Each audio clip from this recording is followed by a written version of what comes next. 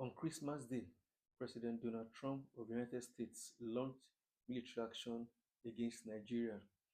A couple of months back, he had promised that he would conduct military action in Nigeria if the Nigerian government, the government of President Ahmed Bola Tinubu, fails to stop the ongoing Christian genocide in some parts of the country.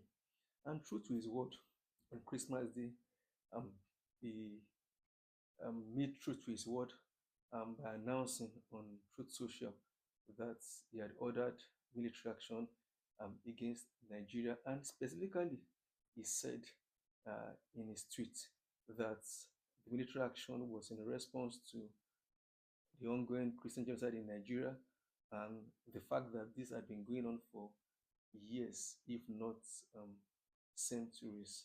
So, but what is significant is the response of the Nigerian government since President Trump released that tweet after the airstrikes in the northwest of Nigeria, particularly in Sokoto State uh, in Nigeria.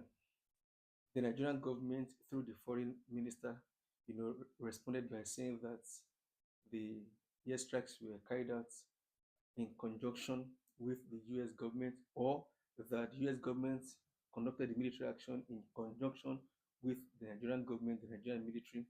As a matter of fact, a lot of media houses that are very favorable to the government, have been um, trying to push the narrative that the airstrikes was a joint military action between the Nigerian government and the US government. What is, however, very interesting is the fact that up until now, this very moment, the Nigerian president has not addressed the nation on the airstrikes in question. And that is very interesting. Why is that the case? Let us take a couple of steps back.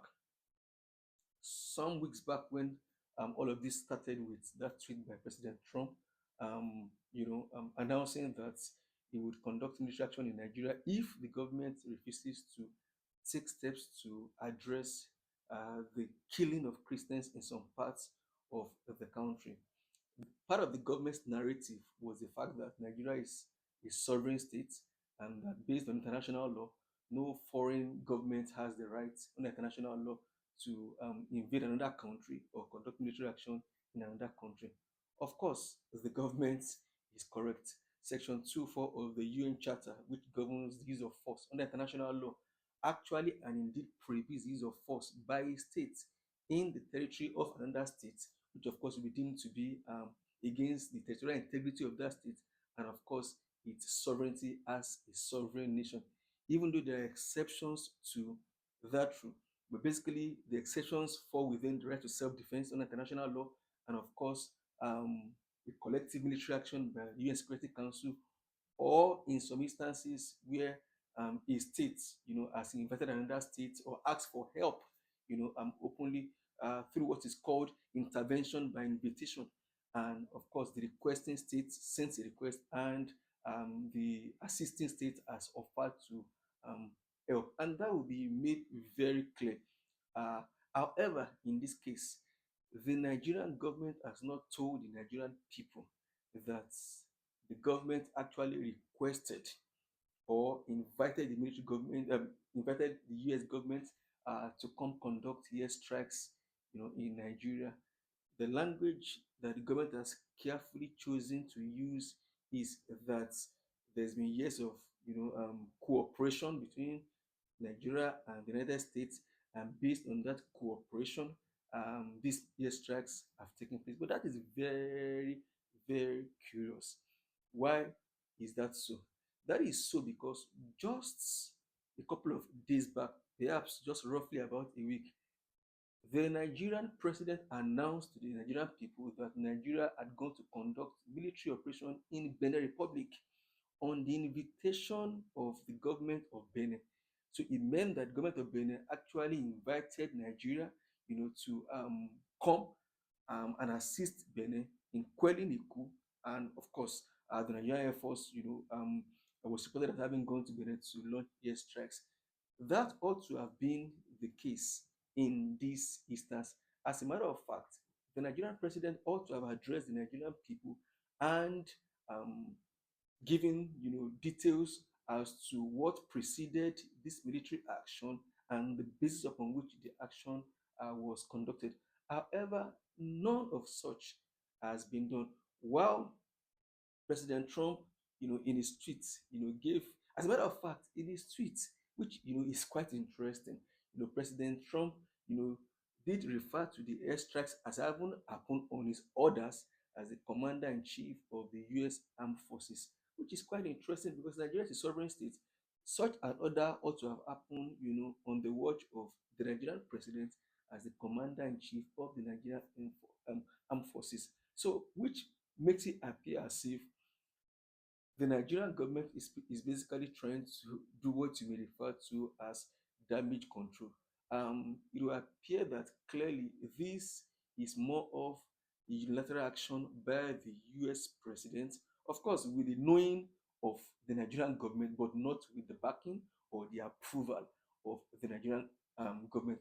It will appear that even if the Nigerian government did not consent to the military action, to the airstrikes in northwest Nigeria, it will still have taken place. And in that tweet, President Trump has said that this is the first of many strikes to come. As a matter of fact, his Secretary of War, Pete Hegseth, has come out to say that this is just the beginning of more military strikes of such which is to come. And the Nigerian government has not said anything to counter that statement. What does that tell us? It tells us that the Nigerian government cannot guarantee the security of its people. And it is very interesting that the same government that could intervene in the affairs of Benin, on basis of invitation by the government of Benin, is not able to come out and tell its people the reason why a foreign nation has come to conduct military strikes within its territory.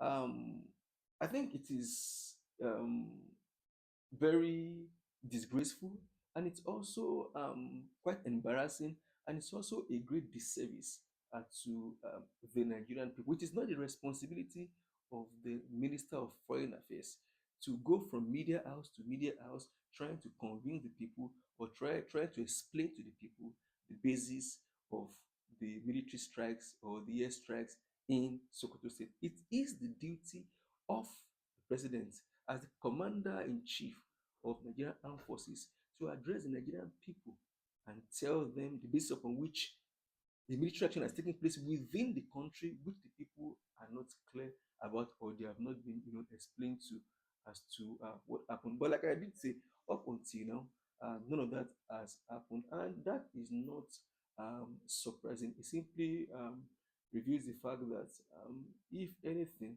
um, the Nigerian government has basically lost control when it comes to governance in um, the country. The coming days are going to be very interesting. We wait to see what narrative the government will spawn again when a second year strike takes place or a third year strike takes place.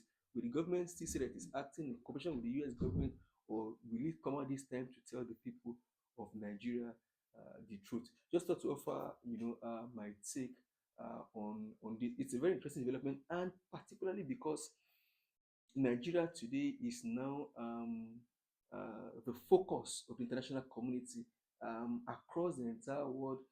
Leading global media are discussing the U.S. airstrikes in northwest Nigeria. So Nigeria is basically, in the front row of international discourse at the moment, and yet the Nigerian president has not said a word concerning, if you may, military intervention in his country where he's supposed to be the commander in chief and supposed to be the chief executive officer. So the coming days will be very interesting.